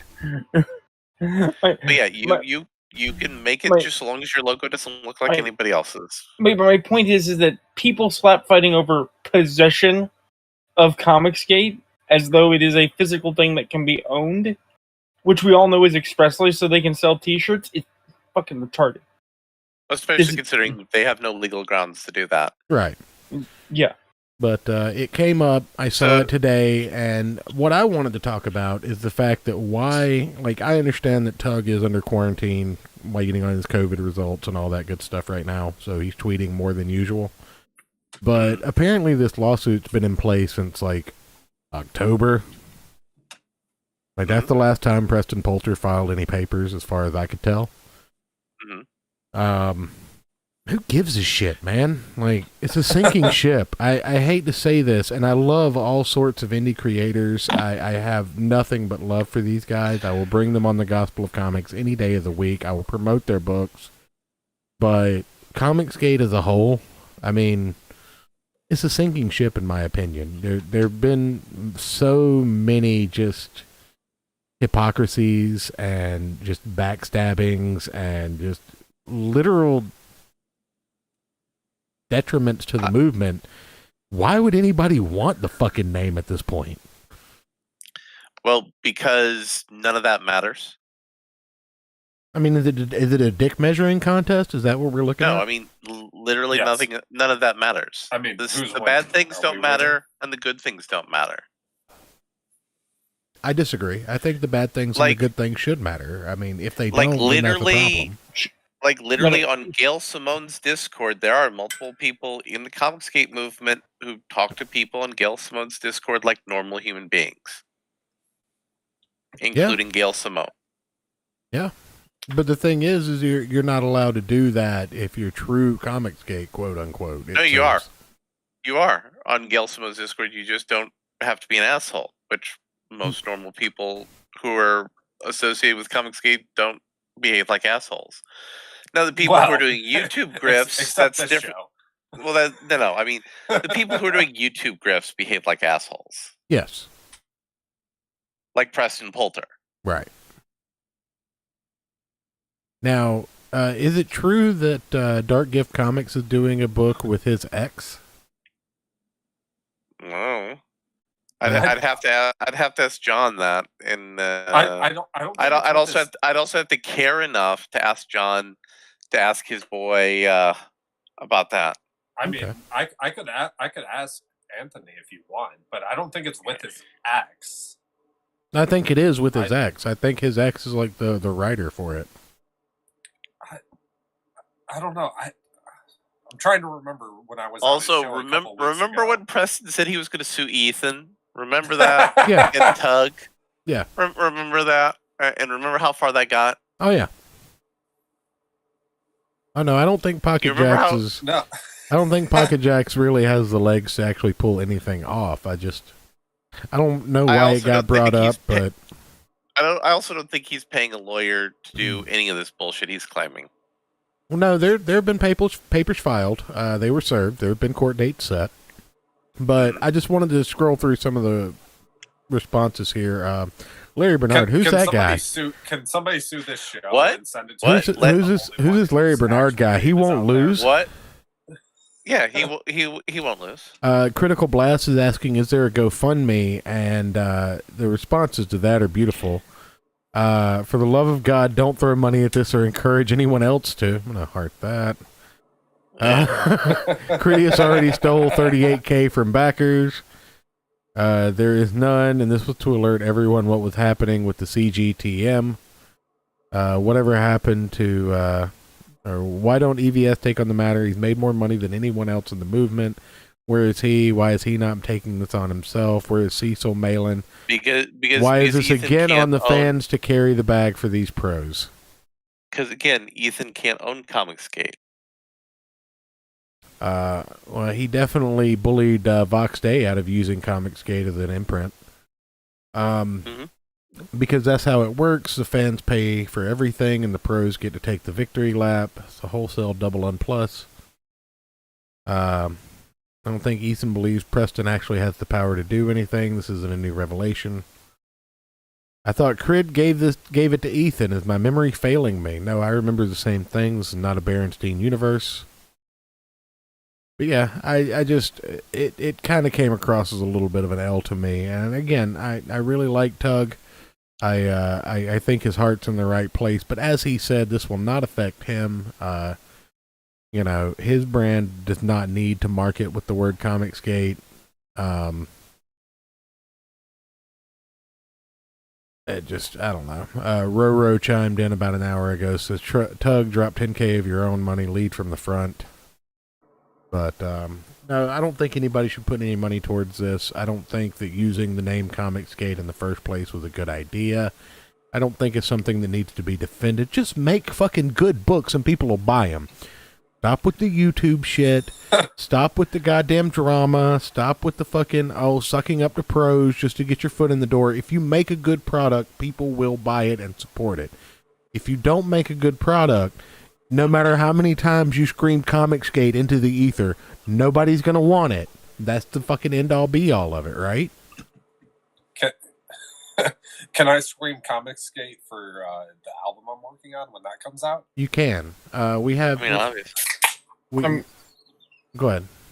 I'm reminded of a joke by Margaret Cho from many, many years ago. These ambiguously ancient Asian women standing on the hill, raising their arms to the sky, going, Comicsgate! Summoning a spirit bomb. Yeah, I understand. Yeah. I mean, Comicsgate is just as relevant as Gamergate. Not at all. So, how long until we have Gate? We already had that. That was those two, that was those two lawyers that had BLM encroach on their property. That was Gate. Well, no, because I want to be clear. I want to be clear that while we're making jokes about Gamersgate and Comicsgate, I actually happen to know what the next gate is, and it pisses me off because it is the dumbest thing. What? Tabletop the last episode. No, the last episode of Supernatural dropped recently, yes. And people are pissed off about some relationship in it, and they're calling it Dieselgate. What? Yeah. Yeah, it's Dean merged with Castiel. Oh, Jesus fuck. Right. Seriously? And this is something so vital to human existence. It requires a gate. I thought Dean died on a hook. Well, he did, and then he came back. You and know, and then did again, and then came Look, back Look, again. look, that show went on for 15 years, and most No. people thought it ended after 10. no, you know what I have to say about Supernatural? Your Spoiler show alert, fucking by the died, you way. losers. Your show died. I never watched it, and My I've never had my any wife loves interest in watching it. Supernatural. I disavow. Well, Your okay, I your like your the wife is first, welcome like, to like it. You're welcome to disavow. It's still dead. Look, Yeah, it's look, done. I'm just saying, Show is dead. Supernatural, much like NCIS, ended up selling because it had lots of pretty boys on the show. Oh, I fucking Look, hate NCIS. Let me put it this way: you are as likely to get the answer to your question, Diesel Gators, as we are to get a second season of Firefly. It ain't gonna happen. Brown coats Or, unite, you know, motherfuckers. Or it's as likely as Nasser and Donald DeLay teaming up for Brutus 2. Oof. Well, I mean, that's. But, so I don't know. hold on. I have an actual point to make that's kind of cogent. Okay. Didn't I bring up, I don't know, maybe a year ago at this point, that Comicsgate was bound to implode like this and just turn into utter shit? I mean, that's what all fucking internet hashtag campaigns do. They start out kind of cool, like, yeah, we have all this stuff, we're gonna fight like all these assholes that are ruining our hobby and all this shit, and then people are like, I don't like you, you're an asshole. I don't like you, you're an asshole. You made fun of my mom. Fuck you, Trebek.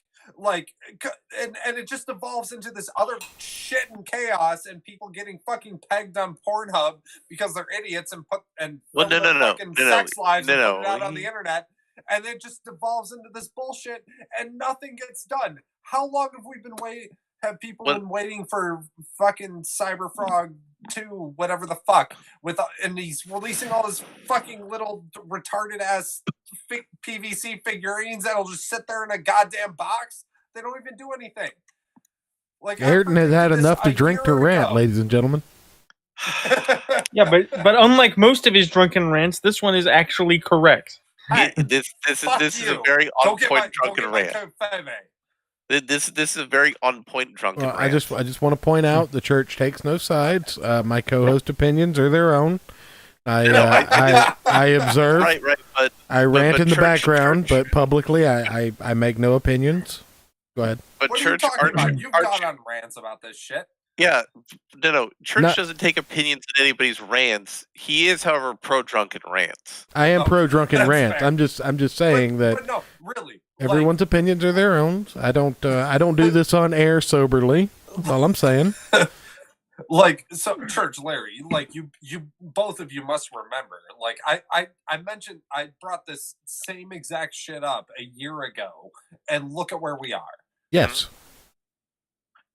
Basically, that's what happens to fucking internet hashtag campaigns. It's all retarded. It doesn't solve anything. Knock it off. Well, hold on. We got change shit. Just fucking make good products and actually change shit. Don't tag it with some retarded hashtag that nobody cares about after 7 months. I do concur with this. I do agree. Okay. So I'm done. All right. Well, we have 2 more things that we can get through before the end of the show. We got about 17 minutes left. All right. My last topic that I brought to the table, this was brought to me by my wife. Bodybuilder who fell in love with a doll marries her. She has a tender soul inside and loves Georgian cuisine. Yeah, this also happened in glorious Russia. Yes, it did. No, the bodybuilder is from Kazakhstan. This is yes, he's from the same place that. But I believe Kazakhstan is not actually Russian anymore. No, right, but I think he's in Russia, but he is Kazakh. I think. Okay.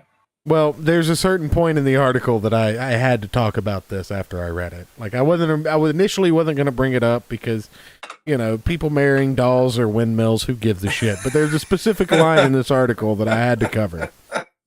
Here we go.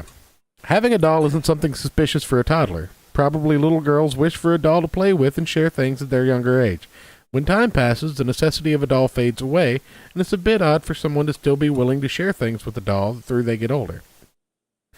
By proving love is blind, a Kazakhstan bodybuilder married has tied the knot, that's a mistype there, with his beloved doll. Though it's a bit odd, they engaged in 2019 and recently held a wedding ceremony. Even though we live in a world where people fall in love over features, qualities, and so many things, Yuri Tolachenko, I think, fell in love with a doll that looks like a girl's replacement. There's definitely a couple of features on some chicks that I've definitely almost there are some photos here of them hanging out. Risque there. Glad they clipped that one where they did. Yuri explained that he saw her in a bar with someone else and he felt the connection instantly and succeeded in rescuing her from that man. Motherfucker stole a sex doll from somebody else at a bar. Like, where the fuck? He paid for it. That's how you rescue her. In my head, motherfucker just strong-armed the doll away. No. Church, it's funnier if he pays for it because it just means he bought her from her pimp. So the doll has a pimp. I want to be a sex doll pimp, a.k.a. a sex doll salesman.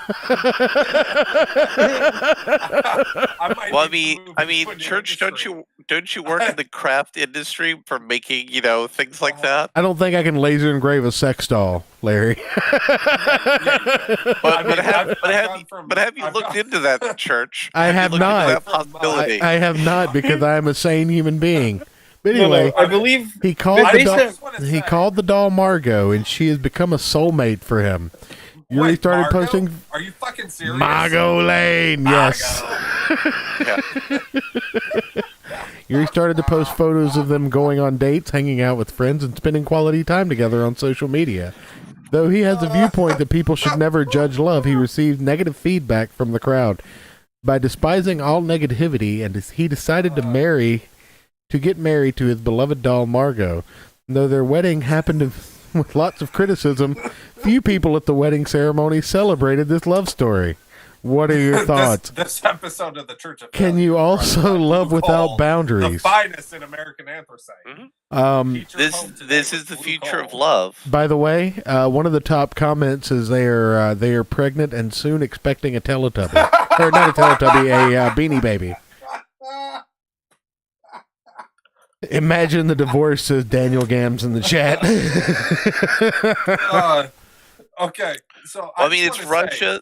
He'll probably treat her like a stray dog, where they'll just throw her outside and just let nature take its course. Do you think he says sweet things when he cleans her? Yeah, obviously. So all my sales experience has been in Vice and or middle-aged impulse. So wine, motorcycles, and cigars. That's what I've done so far. I kind of feel like I should transition. Hold on. Don Chen enters church chat for a minute, sees plastic sex dolls. Not surprised.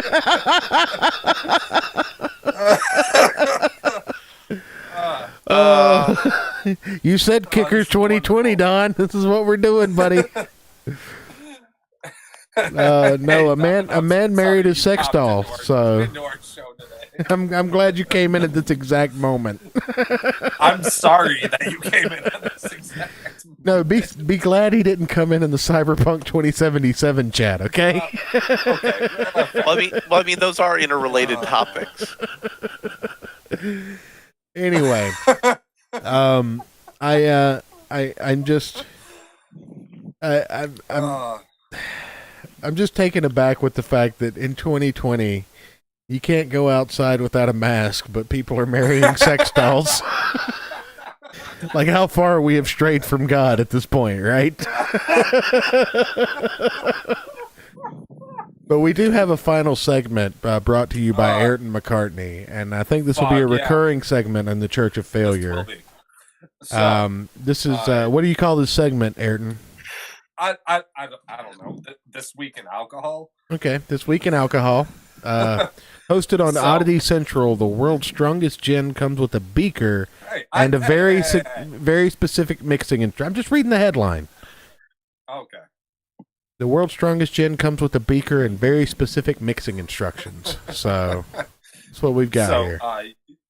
UK-based Anno Distillers recently launched what it calls, quote, the world's strongest gin, a spirit so strong, which I think it's supposed to say strong, that it comes with a small beaker for precise dosing, as well as clear mixing instructions. Well, what's the alcohol by volume on this bad boy? 95%. I mean, that's extremely wasteful. No, it's not. Actually, it's brilliant because you only need 5 milliliters, which I believe is an eighth of an ounce for us Americans. 1/10 of an ounce. 1/10 of an ounce. Okay, I was close. To make a full gin and tonic with this shit. Yeah, but then you'd be drinking gin. Yeah, gin and tonics are alright if you make them properly, right? Yeah, but it's not all right if you're making it with 95% alcohol by volume. No. You're overpowering. You're overpowering the tonic. Not only is this the world's strongest tonic, this comes with a small measuring beaker, so you don't kill yourself. With a 95% alcohol, using quote a high degree of no, go ahead. Created using quote a high degree of rectification and a gentle heat combined with creative use of steeping and vapor infusion. Anno Extreme 95 is not only extremely strong but also incredibly botanically rich, which notes of juniper, spices, and licorice coming through.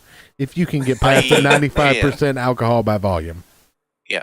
Also, a 5 mil measurement gives you a full flavor gin and tonic with 75% less alcohol versus 50 milliliters, which would be, I believe, a 2-ounce pour in a standard mixture of 40% No, 50 milliliters is 1 ounce.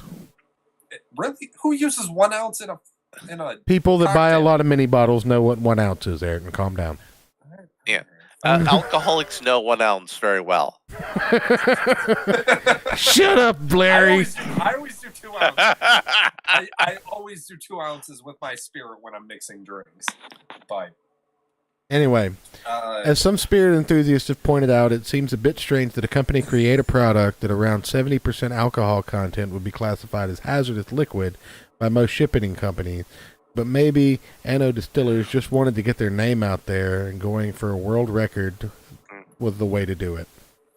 Yeah. So, by the way, Anno Distillers, if you would like Church here to be your spokesman, listen to how he read this article. This show. Yes, please. Yes, and I've been drinking the whole time. Me too. Maybe I need to take shots at 95% alcohol by volume in order to get through the article. I think I read it better than you did, Ayrton. Calm down. Can I interest you in a hot new drink called Slurm? How much are you going to pay me to drink it, and how much alcohol's in it? We'll pay you nothing, but you get to party all the time and have as many chicks and Slurm as you want. Okay. All right. Look, we'll drive you up to the mountains of Georgia and get you some pinecone party liquor.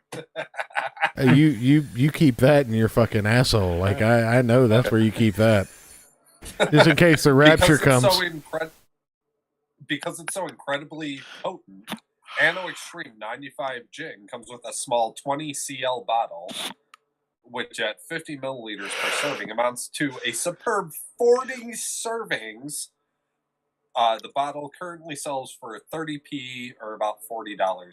Yeah, that has got to taste horrible. I don't know. I'm How many people do you think are going to die taking straight shots of this? In the US because it's British. Well, I mean, if you're taking straight shots of gin, you already have pretty high alcohol tolerance. Obviously not. Look at Ricada on the election debate streams. well, see, that's the thing. Is this gin is specifically designed to make mixed drinks with a high alcohol. No, I understand that. But so you're not supposed to do shots of this, Church. But how many people are going to? I send you a bottle. Don't do shots of it because you'll. I don't drink gin, so don't waste your money. Look, I mean, Church. If Church is going to drink something like this, he's just going to drink White Lightning. Right. Like, I'll just get some I mean, come moonshine on. and go blind. It's cool. But this gin. is Anybody got actually any paint received, toner?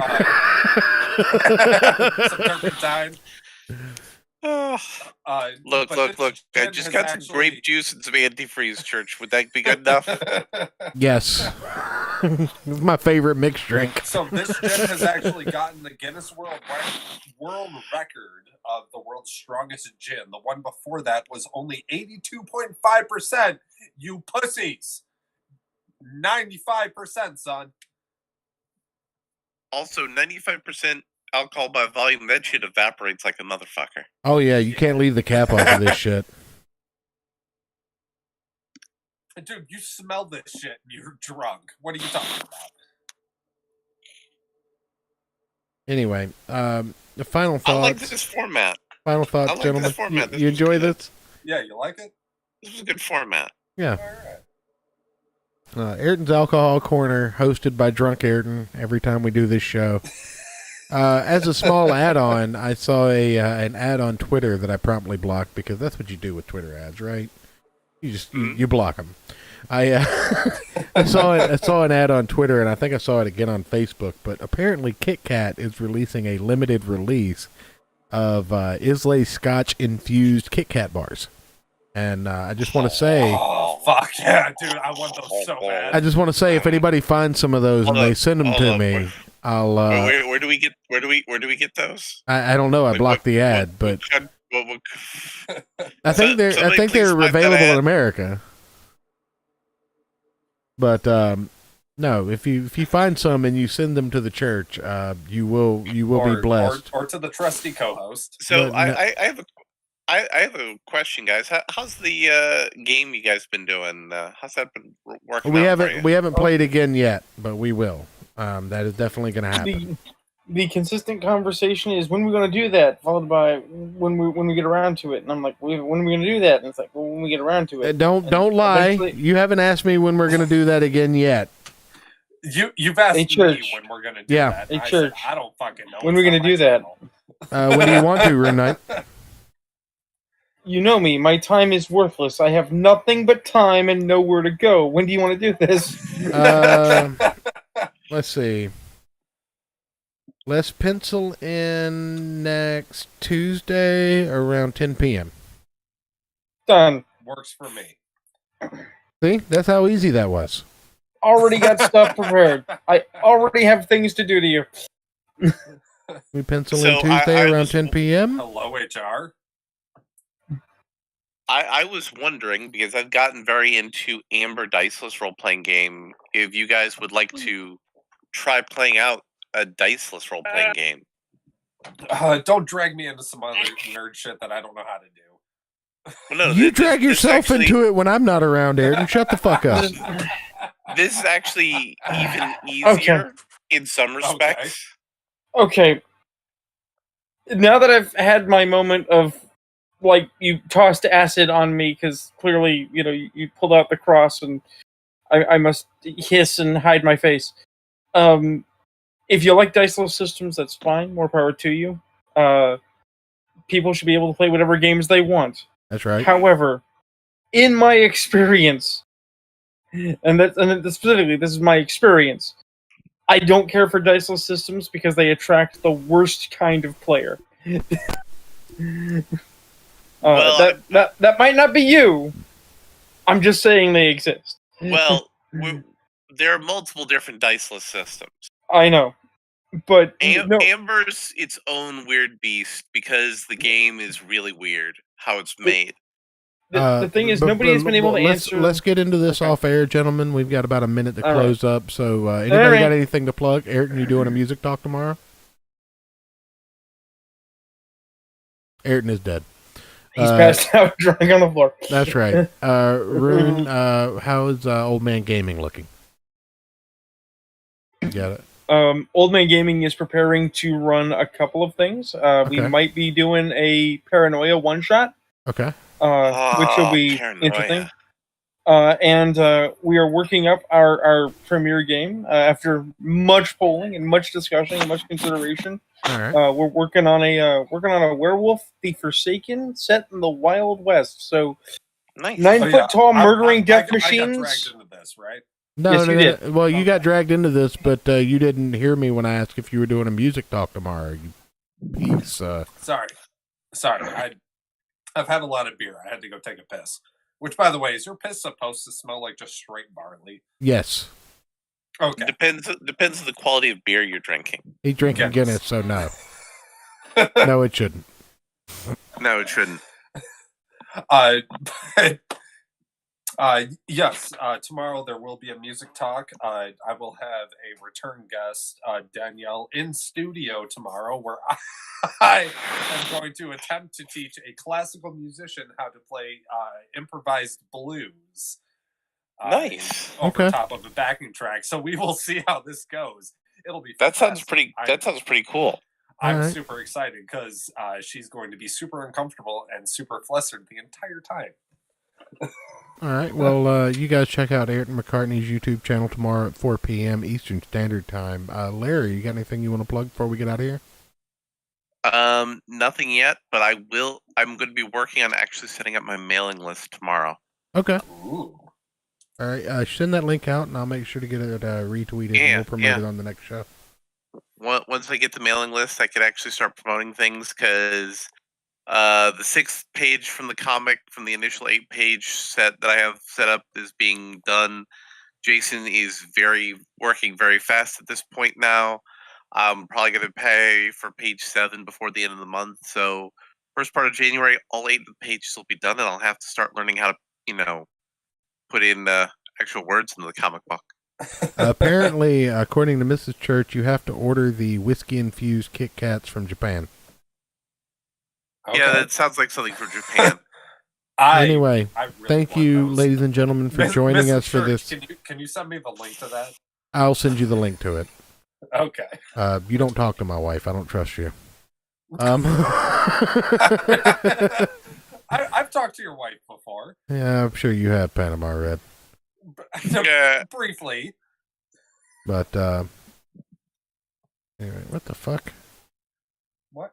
No, anyway, thank you, ladies and gentlemen, for joining us on the first installment of The Church of Failure. And, please, church is adjourned.